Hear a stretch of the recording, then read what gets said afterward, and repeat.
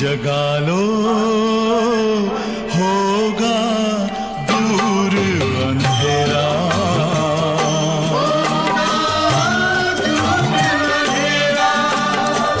शिव का कर लो ध्यान, आ रहा पावन पुण्य सवेरा।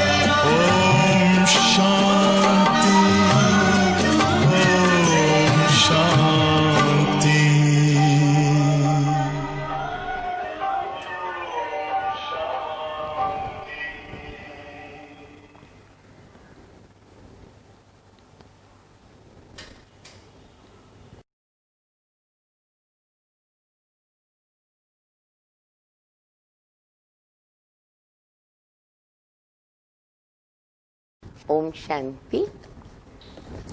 मुरली की तारीख है 15/1/2021।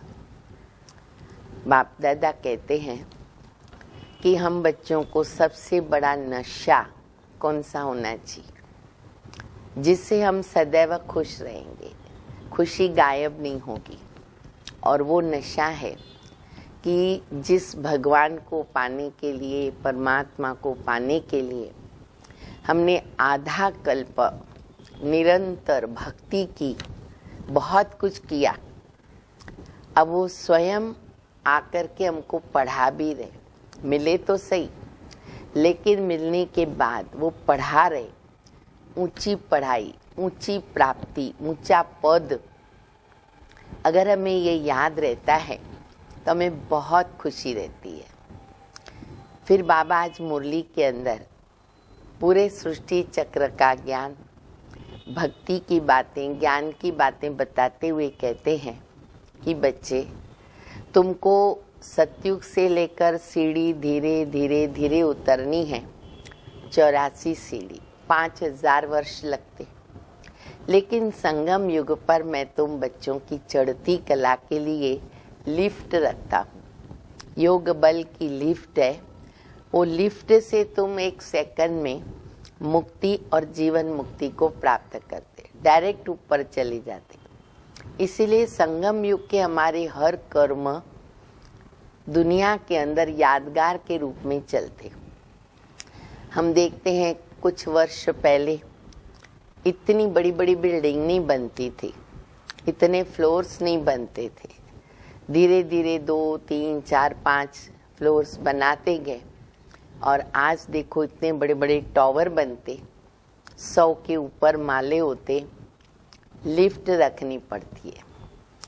तो ये लिफ्ट भी जो साइंस विज्ञान ने रिसर्च किया, निकाला, तो संगम युग पर जब बाबा हम बच्चों को लिफ्ट देते हैं तो उसके यादगार में वो एक रस्म और एक रिसर्च में ये साधन बन जाता है। तो ऐसी मीठी शिक्षाएं बाप दादा की मुरली में सुनेंगे। मीठे बच्चे, तुमने आधा कल्प जिसकी भक्ति की, आधा कल्प जिसकी भक्ति की, वह बाप खुद तुम्हें पढ़ा रहे हैं। इस पढ़ाई से ही तुम देवी देवता बनते हो।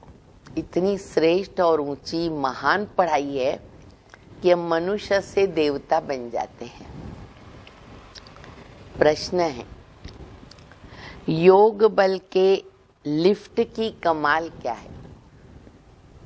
योग बल के लिफ्ट की कमाल क्या है? उत्तर है, तुम बच्चे योग बल की लिफ्ट से सेकंड में ऊपर चढ़ जाते हो। अर्थात सेकंड में जीवन मुक्ति का वर्षा तुम्हें मिल जाता है। तुम जानते हो सीढ़ी उतरने में 5000 वर्ष लगे। आराम से धीरे धीरे उतरते और उतरने को प्रॉब्लम नहीं आती, हमेशा सीढ़ी चढ़ने को प्रॉब्लम आती है, श्वास फूलता है। तो बाबा कहते मैं चढ़ने नहीं देता हूँ, लिफ्ट दे देता हूँ, ये भी तकलीफ नहीं। तो आराम से 5000 वर्ष में उतरते हैं और चढ़ते हैं 1 सेकंड में। ये है योग बल की कमाल। बाप की याद से सब पाप कट जाते हैं और आत्मा सतो प्रधान बन जाती। इसीलिए योग सब्जेक्ट को अंडरलाइन रोज करें, अमृत वेले से लेकर, कि ज्यादा से ज्यादा मैं बाबा की याद में रहूं। ओम शांति। रूहानी बाप रूहानी बच्चों को बैठ समझाते हैं। रूहानी बाप की महिमा तो बच्चों को सुनाई है। वो है ज्ञान के सागर, सत्य चित आनंद स्वरूप, शांति के सागर। उनको सब बेहद की शिफ्तें दी जाती। शिफ्तें माना महिमा, जो उनको बाबा को कहा जाता भक्ति मार्ग में भी, ज्ञान के सागर, सुख शांति आनंद प्रेम के सागर, जितनी भी महिमा है। अभी अब बाप आए हैं, वो हैं ज्ञान के सागर। तो इस समय जो भी मनुष्य हैं सब जानते भी हैं, वो है भक्ति के सागर। भक्ति में जो सबसे तीखा होता है ना, उनको मान मिलता है। भक्ति में भी बहुतों को मान मिलता है। बहुत अच्छी अच्छी प्रवचन भी करते हैं आजकल, तो बहुत अच्छी बातें बताते। क्या अच्छा है वो तो सबको दुनिया में मालूम है कि अच्छी चीज क्या और बुरी चीज क्या, हर एक जानता है। लेकिन फिर भी न चाहते बुरी काम हो जाते। तो बाबा कहते भक्ति में भी जो बहुत अच्छी रीति से सबको शिक्षाएं देते हैं, उनकी धारणाएं होती है, उनको मान मिलता है। इस समय कलयुग में है भक्ति दुख और सतयुग में है ज्ञान का सुख। ऐसे नहीं कि वहां ज्ञान है, ज्ञान माना सुख। ज्ञान संगम युग पर लेते हैं, ज्ञान से पुरुषार्थ करते हैं उसकी प्रारब्ध सतयुग में सुख है। तो ये महिमा सिर्फ एक बाबा की है और बच्चों की महिमा भी है, क्योंकि बाप बच्चों को पढ़ाते हैं अथवा यात्रा सिखलाते हैं। बाप ने समझाया है कि 2 यात्राएं हैं। भक्त लोग तीर्थ यात्रा करते हैं और चारों तरफ चक्कर लगाते। हमेशा जो भक्त होते हैं उनकी इच्छा रहती है 4 धाम की यात्रा करें। तो कई भक्त भक्ति मार्ग में 4 धाम की यात्रा अपने जीवन के अंदर जरूर करते हैं, जिसके लिए बाबा कई बार गीत में एक आता है ना, महफिल में जल उठी क्षमा, चारों तरफ लगाए फेरे फिर भी हरदम दूर रहे। मिलता तो नहीं है परमात्मा, लेकिन चारों तरफ चक्कर लगाते हैं, तीर्थ यात्रा करते हैं। तो जितना टाइम चारों तरफ चक्कर लगाते ना, उतना टाइम है ना विकार में नहीं जाते। जैसे ही देखो परमात्मा से कनेक्टेड कोई बात आती है, मंदिर जाएंगे, अच्छे विचार करेंगे, मुंह धुलाई करेंगे, स्नान करके जाएंगे, अच्छे धुले हुए साफ कपड़े पहन के जाएंगे। तो ये निशानी क्या सिद्ध करती है? पवित्रता को सिद्ध करती है। तो यात्रा जब करते हैं तो उनको ये ध्यान रहता है कि उतना टाइम तो हमको पवित्र रहना चाहिए। शराब आदि छीछी कोई चीजें नहीं खाते पीते, विकार से भी दूर रहते हैं और साथ साथ जो तमो प्रधान चीजें हैं उनसे भी अपने को दूर रखते हैं। भाई हम 4 दिन हैं उधर, शराब पीना, सिगरेट पीना या नॉनवेज वगैरह, तो सोचेंगे उतना हम त्याग करते हैं, लेकिन उतने से तो कुछ मिलेगा नहीं। जैसे भक्ति मार्ग में देखो उपवास रखते हैं, कोई सोमवार का, कोई मंगलवार का, ऐसे सब दिन का अलग अलग महत्व है। अब जिस दिन उपवास रखते हैं ना, वो दिन सोचेंगे आज नॉनवेज नहीं खावे, आज हम अच्छी चीजें खाएं। इसका मतलब कि वो चीजें अच्छी नहीं हैं, प्रभु को भी पसंद नहीं है, तब तो उस दिन त्याग करते हैं। लेकिन हम जब बोलेंगे कि कायम के लिए छोड़ो, तो फिर उनके मन में कई प्रकार के विचार आ जाते। तो ये बात सिद्ध तो करती है कि ये चीजें ठीक नहीं हैं। तो फिर शराब आदि भी नहीं पीते तब तक जब तक यात्रा करते हैं, ऐसी चीजें भी नहीं खाते हैं। कभी बद्रीनाथ, कभी काशी, ऐसे चक्कर लगाते हैं, भक्ति करते हैं भगवान की। अब भगवान तो एक ही होना चाहिए ना, सब तरफ तो चक्कर नहीं लगाना चाहिए। गॉड इज वन है, चाहे कहाँ भी जाओ। शिव बाबा के तीर्थ का भी चक्कर लगाते हैं। सबसे बड़ा बनारस का तीर्थ गाया हुआ है, क्योंकि वहां पर शिव का मंदिर, और जैसे काशी कलवट बाबा कहते हैं पहले खाते थे तो वहां जाते थे, जिसको शिव की पुरी कहते हैं। शिव की पुरी, शिवपुरी, चारों तरफ जाते हैं, परंतु जिनका दर्शन करने जाते हैं अथवा जिनकी भक्ति करते हैं, उनकी बायोग्राफी, ऑक्यूपेशन का तो किसको भी पता नहीं है। भक्ति करते रहते, ऑक्यूपेशन जानते नहीं, तो उसको कहा जाएगा अंधश्रद्धा, ब्लाइंड फेथ। क्योंकि जिसकी हम भक्ति करते हैं उसकी नॉलेज तो होनी चाहिए, किसकी पूजा करना, माथा टेकना, और फिर उनकी जीवन कहानी को न जानना। आज रास्ते चलते भी कोई बोले भाई इसको माथा टेको, तो पूछेंगे ना क्यों भाई, ये महान है क्या व्यक्ति, क्यों माथा टेके? तो जानते हैं फिर माथा टेकते हैं। लेकिन देवी देवताएं हैं, किसी को भी बाबा कहते महिमा करेंगे, माथा टेकेंगे, बायोग्राफी का पता नहीं, तो उसको कहेंगे ब्लाइंड फेथ। घर में भी मनाते हैं, देवियों की कितनी पूजा करते हैं, मिट्टी की, पत्थर की देवियां बनाए उनको बहुत श्रृंगार करते हैं। समझो लक्ष्मी का चित्र बनाते, उनसे पूछो, उनकी बायोग्राफी बताओ। कई चित्रकार हैं, चित्र बनाते, उनकी भी सेवा कर सकते। पूछो, आप इनकी बायोग्राफी जानते हो? अथवा जो घर में भी पूजा करते उनको भी पूछ सकते। तो कहेंगे सतयुग की महारानी थी, किसको आइडिया होगी तो बोलेंगे। अच्छा, त्रेता की फिर सीता थी, तो बाकी उन्होंने कितना समय राज्य किया? लक्ष्मी नारायण का राज्य कब से कब तक, ये तो कोई नहीं जानते। मनुष्य भक्ति मार्ग में यात्रा पर जाते हैं, अब वो सब है भगवान से मिलने के उपाय, इसके लिए जाते हैं ना।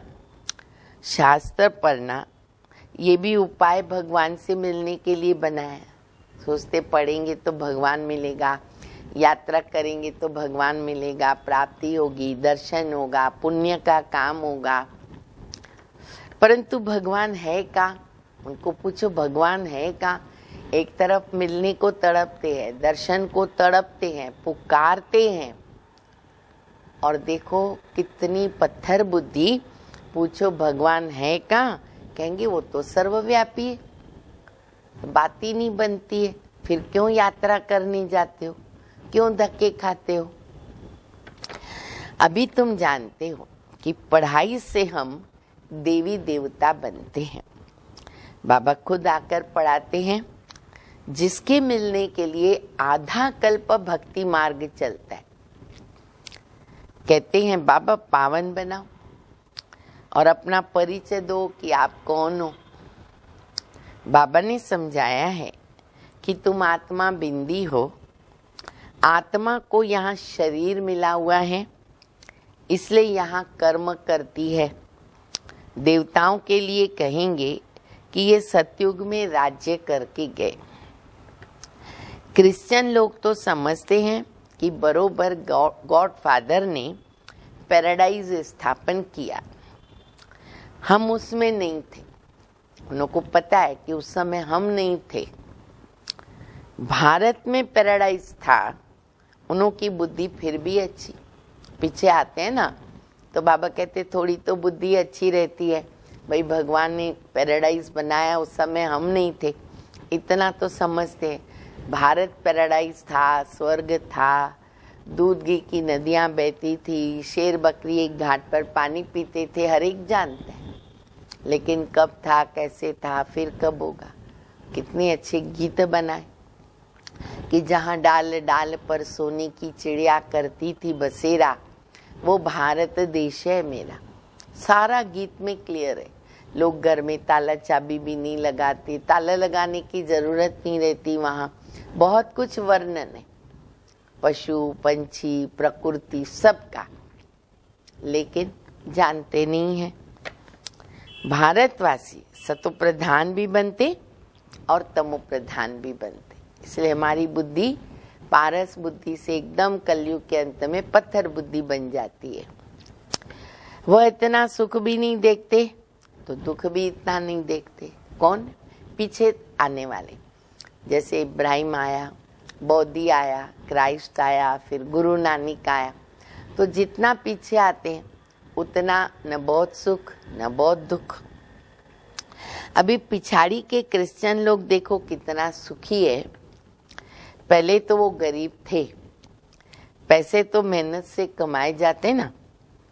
पहले एक क्राइस्ट आया, फिर उनका धर्म स्थापन हुआ, फिर उनकी वृद्धि होती है, 1 से 2, 2 से 4 वृद्धि हो जाती है। अभी देखो क्रिश्चियन का झाड़ कितना बड़ा हो गया, अभी तो बेहद के हो गए। फाउंडेशन है देवी देवता घराना, ये है फाउंडेशन जो आधा कल्प चलता, फिर उन्हों को आना होता है। वो फिर यहाँ इस समय स्थापन हो रहा है। पहले एक ब्रह्मा, फिर ब्राह्मणों की एडाप्टेड संतान, फिर वृद्धि होती। पहले शिव बाबा आते ब्रह्मा के तन में, उनको ब्रह्मा बनाते, तन का आधार लेते, फिर हम बच्चों को ब्राह्मणों को एडाप्ट करते। फिर देखो बाबा ने शुरुआत की, आज बाबा के लाखों बच्चे हो गए। बाप पढ़ाते हैं तो बहुत ढेर ब्राह्मण हो जाते हैं। पहले एक ब्रह्मा, फिर ब्राह्मणों की वृद्धि हुई। बाप पढ़ाते हैं तो बहुत ढेर ब्राह्मण हो जाते हैं। पहले तो ये एक ही था ना, एक से कितनी वृद्धि हो गई। ब्रह्मा से शुरुआत की ना शिव बाबा ने, कितनी होने की है और भी आगे होनी है। जितने सूर्यवंशी चंद्रवंशी देवताएं थे उतने तो सब बनेंगे ना, रिपीट हो रहा है ड्रामा, उतने तो बनने ही हैं। पहले एक बाबा हैं, उनकी आत्मा तो है ही, बाकी हम संतान आत्माएं कितनी, हम सब आत्माओं का एक बाप है अनादि। फिर सृष्टि का चक्र भी फिरता रहता, वो भी अनादि। सब मनुष्य तो सदैव नहीं है, आत्माओं को भिन्न भिन्न पाठ बजाना होता है। एक ही मनुष्य तो 5000 वर्ष नहीं रहेगा ना, शरीर बदलना होता है, तो आत्मा भिन्न भिन्न पाठ बजाती है। इस झाड़ का पहले पहले थुर, तना जो होता है ना, इसे थुर बीज के बाद, वो है देवी देवता। फिर उनसे ट्यूब्स निकलती है। फिर आगे जाकर द्वापर युग में 3 धर्म मुख्य, टोटल तो 4 हो गए। तो उसके बाद बाबा कहते ट्यूब्स निकलती है। तो बाप बैठ बच्चों को समझाते हैं, बच्चों मैं आकर के क्या करता हूँ। परमात्मा करण करावनहार है, पर ये समझना पड़ता है कि वो क्या करता है और क्या नहीं करता है। सब कुछ वो नहीं करता, झाड़ का पत्ता वो नहीं हिलाता, वो महान है, उनका कार्य भी महान है, तो ये समझना पड़े। तो बाबा कहते मैं आके क्या करता हूँ, आत्मा में ही तो धारणा होती है ना। तो बाप बैठ सुनाते कि मैं आया कैसे। तुम सब बच्चे जबकि पतित बने हो ना, तो याद करते हो। सतयुग त्रेता में तुम सुखी थे तो याद नहीं करते थे। द्वापर के बाद जब दुख ज्यादा हुआ तो पुकारते हैं कि हे परम पिता परमात्मा बाबा। तो बाबा क्या जवाब देते, हाँ बच्चों सुना। देखो कितनी अच्छी रूरियान चल रही। जब दुखी होते तो पुकारते बाबा, हे परम पिता परमात्मा। बाबा कहते हाँ बच्चे क्या चाहते हो, बोलो तुमको क्या चाहिए, क्या चाहते हो। बाबा आकर के हमको पतितों से पावन बनाओ, ये हम चाहते हैं। बाबा हम बहुत दुखी हैं, हम पतित हैं, हमको आकर के पावन बनाओ, कृपा करो, आशीर्वाद करो। हम क्या रेस्पॉन्ड करते बाबा को, वो भी बाबा बताते हैं। तुमने मुझे पुकारा कि बाबा आकर हमको पतितों को पावन बनाओ। अब पावन तो सतयुग को कहा जाएगा, तो ये भी बाप खुद बैठकर बतलाते हैं। ड्रामा के प्लान अनुसार जब संगम युग होता है, सृष्टि पुरानी होती है, तब मैं आता हूँ। मेरा भी टाइम फिक्स है आने का। तुम समझते हो सन्यासी भी 2 प्रकार, 2 यात्राएं बता दी बाबा ने। अब बाबा कहते हैं कि सन्यासी भी 2 प्रकार के, वो है हठ योगी, उनको राजयोगी तो नहीं कहेंगे, उन्हों का हद का सन्यास है, घर बार छोड़कर जाकर जंगल में रहते हैं, गुरुओं के फॉलोअर्स बनते हैं। गोपीचंद राजा के लिए एक कथा सुनाते हैं। उसने कहा तुम घर बार क्यों छोड़ते हो, कहाँ जाते हो। शास्त्रों में तो बहुत कुछ कहानियां, इतनी कहानियां बना दी है कि सुन के दिमाग ही खराब हो जाए। कहाँ कहाँ कैसे कैसे बता देते हैं, कुछ भी गपोड़े भी डाल देते हैं। अभी तुम बीके राजाओं को भी जाकर के ना ज्ञान और योग सिखलाते हो। बाबा ने इतना हम बच्चों में ताकत भर दी, हिम्मत भर दी, बहादुर बना दिया। हमारे सामने जो भी आएगा, चाहे राजाएं हो, चाहे साधु सन्यासी हो, चाहे कोई मिनिस्टर हो, सत्य ज्ञान हम सबको सुनाते हैं। तो बाबा कहते तुम राजाओं को भी जाकर के ज्ञान योग सिखाते हो और प्रैक्टिकल में सेवाएं हो रही हैं। एक अष्टावक्र गीता भी है जिसमें दिखाते हैं कि राजा को वैराग्य आया तो बोला हमको तो कोई परमात्मा से मिलावे। उसने ढिंडोरा पिटवाया कि हमको कोई परमात्मा से मिलावे। अब ये वही समय है, तुम जाकर राजाओं को ज्ञान देते हो ना, किसी लिए? बाबा से मिलाने के लिए। जैसे तुम मिले हो औरों को भी मिलाने की कोशिश करते हो, सबको परिचय देना है बाबा का। तुम कहते हो हम तुमको स्वर्ग का मालिक बनाएंगे, मुक्ति जीवन मुक्ति देंगे। फिर उनको बोलो शिव बाबा को याद करो और कोई को नहीं।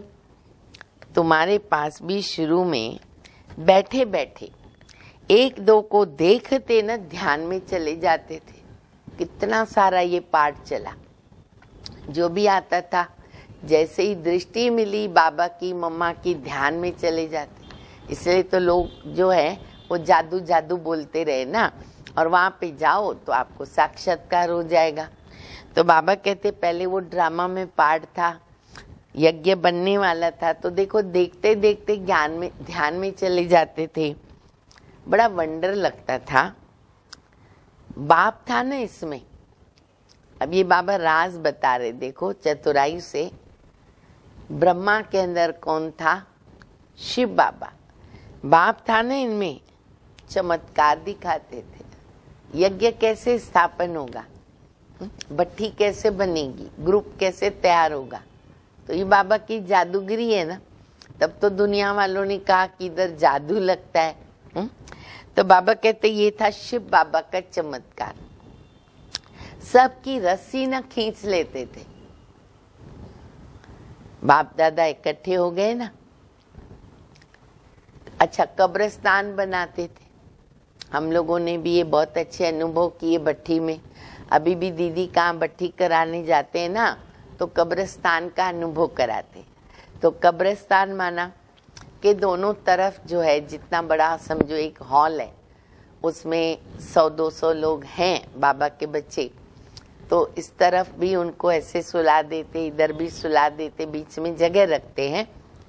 और फिर बाबा की याद में बहुत अच्छे गीत बजते हैं। और जो भी दीदी दादियाँ भट्टी कराती हैं, वो लाइन से उनके पास जाते जाते बाबा की याद में पावरफुल दृष्टि देते। तो कई उसमें खो जाते हैं। तो हम लोग जब ये अनुभव करते थे, हमें भी कराते थे दादियाँ। तब तो दादियाँ भी थी, अब तो दादियाँ रही नहीं है। तो कई जो है ना वो ध्यान में चले जाते और उठ के रास वगैरह भी करते रहे। कईयों को फिर अलग अलग अनुभव भी होते हैं। तो बाबा कहते तभी ना कब्रिस्तान बनाते थे। सब बाबा की याद में सो जाओ, सब ध्यान में चले जाते थे। ये तब की बात है। अब ये क्या हुआ, देखो बाबा खुद ही कहते हैं, रमणीक बाप, अरे ये सब तो शिव बाबा की चतुराई थी। चतुर सुजान है, चतुराई थी। इसको फिर कईयों ने क्या किया, जादू समझ लिया। इसलिए फिर उन्होंने बदनाम कर दिया, इधर जादू लग जाता है। अरे ये तो शिव बाबा का खेल है। बाप कौन कौन है, देखो आज बाबा ने 5-6 टाइटल्स खुद के बताए। जादूगर है, किया बड़ा जादू। सौदागर है, कितना सस्ता सौदा हम बच्चों से कर रहे। रत्नागर है, रोज ज्ञान रत्नों की थालियां भर भर के हमारे आगे रखते हैं। धोबी है, क्योंकि हम आत्माओं की धुलाई होती है, लक्ष्य साबु लगाते बाबा, लक्ष्य याद कराते हैं। अच्छा, सोनार है, हम बच्चों को प्योर गोल्ड बनाते हैं, हमारी खाद निकालते हैं। वकील है, हाँ, वकालत करके हमारा केस हम जीत लेते रावण से। कितने सब टाइटल बाबा ने बताया, और भी बहुत टाइटल्स। दुनिया में जितने भी पोस्ट है ना, बाबा के सब ये कर्तव्य है।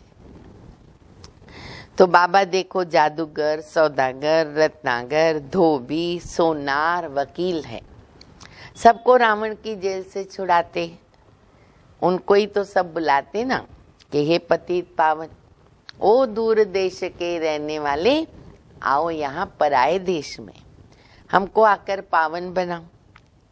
आओ भी पतित दुनिया में, पतित शरीर में आओ और हमको पावन बनाओ। देखो बाबा को हक से हमने कहा, हमारी खातिर कहाँ आना पड़ेगा, पतित दुनिया में, पतित शरीर में। वो आ गए प्यार में। अभी तुमको उनका भी अर्थ समझाया है। बाबा आकर बतलाते कि तुम बच्चों ने रावण के देश में हमको बुलाया।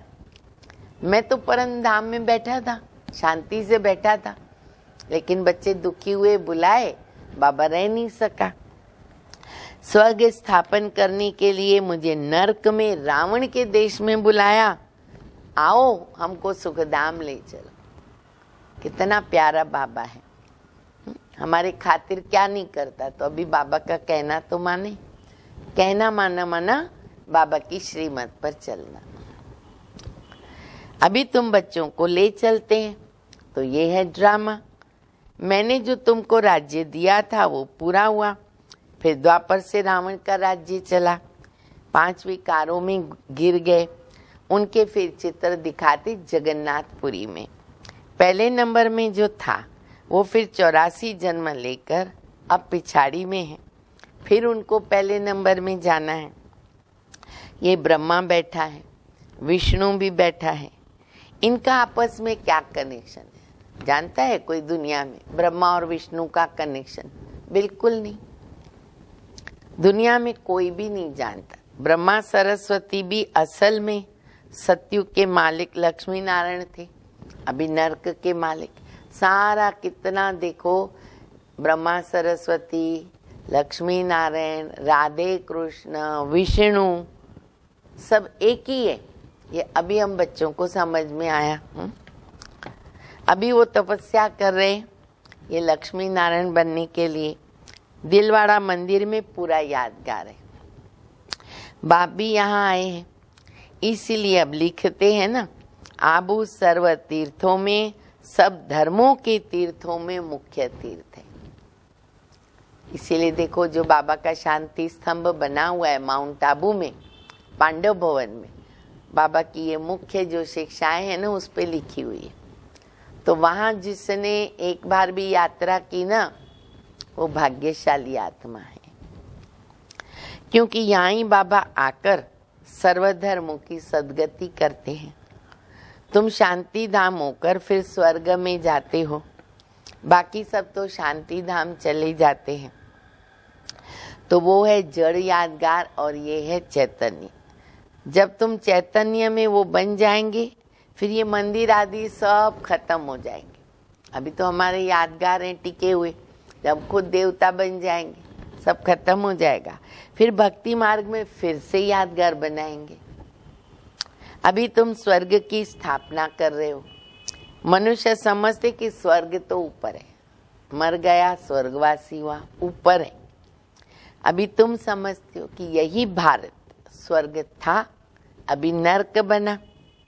ये चक्र देखने से ना सारा ज्ञान आ जाता है। सृष्टि चक्र में ये सब बातें आ जाती है ना। द्वापर से फिर और धर्म आते हैं। तो अभी देखो कितने धर्म हो गए। ये है आयरन एज। अभी तुम संगम पर हो। सतयुग में जाने के लिए पुरुषार्थ करते हो। कलयुग में है सब पत्थर बुद्धि और सतयुग में है सब पारस बुद्धि। तुम पारस बुद्धि थे, फिर तुम पत्थर बुद्धि बने। अभी बाबा हमको पारस बुद्धि बना रहे। तो बाबा कहते तुमने हमको बुलाया तो मैं आया, तुमने बुलाया ना तो मैं आया। और तुमको कहता हूं अभी काम को जीतो, जगत जीत बनो। वो एक गीत है ना, आपने बुलाया किस लिए? हाँ, तो कहते आपने बुलाया इसीलिए। तो अभी बच्चे काम को जीतो, पवित्र बनो, क्योंकि ये मुख्य विकार है। सतयुग में तो सब निर्विकारी हैं और कलयुग में सब विकारी हैं। बाबा कहते बच्चे अभी निर्विकारी बनो, 63 जन्म तुम विकार में गए, 1-2 जन्म नहीं, 63 जन्म। अब अंतिम जन्म पवित्र बनो। अभी मरना भी तो सबको है ना। मैं स्वर्ग स्थापन करने आया हूँ, तो अब मेरी श्रीमत पर चलो। बस मैं जो कहूँ ना वो सुनो, जो बाबा कहे सुनो, किसी का मत सुनो। अभी तुम पत्थर बुद्धि को पारस बुद्धि बनाने का पुरुषार्थ कर रहे हो। तुम पूरी सीढ़ी उतरते हो फिर चढ़ते हो। तुम जैसे जिन्न हो, जिन की कहानी है, सब जानते जिन की कहानी। उसको बोला, उसने बोला ना काम दो, तो राजा ने कहा अच्छा सीढ़ी उतरो चढ़ो, सीढ़ी उतरो चढ़ो, घड़ी घड़ी क्या काम देंगे। तो बहुत मनुष्य कहते अरे भगवान को क्या पड़ी थी जो ये सीढ़ी चढ़ाता है उतारता है, चढ़ाता है उतारता है। ये भगवान को क्या पड़ी थी? भगवान को क्या हुआ जो उसने ऐसी सीढ़ी बनाई? बाबा कहते बच्चे ये तो अनादि खेल है। कितनी बार बाबा बताते, मैंने थोड़ी बनाया, ये तो अनादि खेल है। तुमने 5000 वर्ष में 84 जन्म लिए, 5000 वर्ष तुमको नीचे उतरने को लगे, फिर तुम ऊपर जाते हो पर 1 सेकंड में। ये है तुम्हारे योग बल की लिफ्ट। अभी हमको लिफ्ट में जाना है। बाबा कहते मुझे याद करो, तुम्हारे पाप कट जाएंगे। बाबा आते हैं तो सेकंड में तुम ऊपर जाते हो, और नीचे उतरने को 5000 वर्ष लगे। कलाएं कम होती जाती है, चढ़ने के लिए लिफ्ट है। सेकंड में जीवन मुक्ति, सतो प्रधान बनना है। आस्ते आस्ते फिर हम बनेंगे तमो प्रधान। उसको कितना टाइम लगेगा? 5000 वर्ष। अच्छा, फिर तमो प्रधान से सतो प्रधान बनेंगे 1 ही जन्म में। जादू है ये। अभी जबकि मैं तुमको स्वर्ग की बादशाही देता हूँ, तो बच्चे तुम पवित्र क्यों नहीं बनेंगे? इतनी प्राप्ति होती है, क्यों नहीं बनेंगे? परंतु कामेशु क्रोधेशु भी है ना, विकार न मिलने से स्त्री को मारते हैं, बाहर निकाल देते हैं, आग भी लगा देते हैं। हाँ, बहुत अकासुर बकासुर ऐसे हैं जो यज्ञ में विघ्न डालते, पवित्र रहने नहीं देते। अबलाओं के ऊपर कितने अत्याचार होते हैं, लेकिन ये भी ड्रामा में नूंद है। हर एक के हिसाब किताब है। बंधन ज्यादा है तो समझो हमने पाप ज्यादा किए, तो योग ज्यादा करना पड़े। बंधन तो टूटेंगे, उसमें कोई दो मत नहीं है, पर योग ज्यादा करना पड़े। अच्छा, मीठे मीठे सिकिल दे बच्चों प्रति माता पिता बाप दादा का याद प्यार। Good morning. रूहानी बाप की रूहानी बच्चों को नमस्ते। हम रूहानी बच्चों की रूहानी बाप को, माता पिता बाप दादा को याद प्यार, गुड मॉर्निंग और नमस्ते। धारणा के लिए मुख्य सार है पहला, जगत का मालिक बनने व विश्व की बादशाही लेने के लिए मुख्य काम विकार पर जीत पानी मुख्य बात है। संपूर्ण निर्विकारी जरूर बनना है। दूसरा, जैसे हमें बाप मिला ऐसे सबको बाबा से मिलाने की कोशिश करनी है। बाप की सही पहचान देनी है, सच्ची सच्ची यात्रा सिखलानी है। वरदान है, साइलेंस की शक्ति द्वारा सेकंड में हर समस्या का हल करने वाले, साइलेंस की शक्ति द्वारा सेकंड में हर समस्या का हल करने वाले एकांतवासी भव। जब कोई भी नई शक्तिशाली इन्वेंशन करते हैं ना, तो अंडरग्राउंड हो जाते हैं, तब तो बुद्धि चलेगी ना पीस में। यहाँ एकांतवासी बनना माना अंडरग्राउंड, एक के अंत में माना अंडरग्राउंड। जो भी समय मिले ना, कारोबार करते भी, सुनते सुनाते, डायरेक्शन देते, इस देह की दुनिया और देह के भान से परे साइलेंस में चले जाओ। ये अभ्यास या अनुभव करने कराने की स्टेज हर समस्या का हल कर देगी। बहुत इजी है। इनसे 1 सेकंड में किसी को भी शांति का, शक्ति का अनुभव कराएंगे। जो भी सामने आएगा वह इसी स्टेज में साक्षात्कार कर सकता है, साक्षात्कार का अनुभव करेगा। स्लोगन है, व्यर्थ संकल्प व विकल्प से किनारा कर, व्यर्थ संकल्प व विकल्प से किनारा कर, आत्मिक स्थिति में रहना ही योग युक्त बनना है। व्यर्थ संकल्प से क्या करना है? किनारा करना है, तब हम आत्मिक स्थिति में रहेंगे, योग युक्त रह सकेंगे। अच्छा, ओम शांति।